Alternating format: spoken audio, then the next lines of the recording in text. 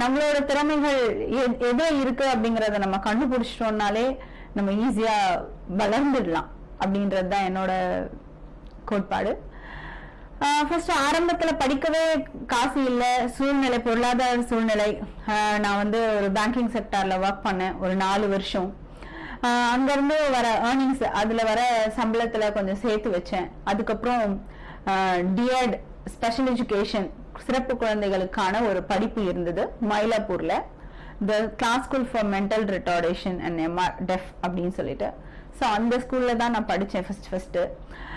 முதல்ல அந்த குழந்தைங்களோட போகும்போது எனக்கு அந்த ஃபீல்டே தெரியாது. ஸ்பெஷல் சில்ட்ரன்னா யாரு, இந்த மாதிரி ஒரு படிப்பு இருக்கா அப்படிங்கறதெல்லாம் பெருசா எனக்கு தெரியாது. இப்ப கூட அந்த மாதிரி அவேர்னஸ் இன்னும் நிறைய பேருக்கு இருக்கா அப்படிங்கறது தெரியல. சிறப்பு குழந்தைகள்னா யாரு அப்படிங்கிற மாதிரி. அண்ட் வந்து இந்த ஃபீல்டு ஒரு புதுமையான ஃபீல்டு. அந்த ஃபீல்டுக்குள்ள நுழைஞ்சோம்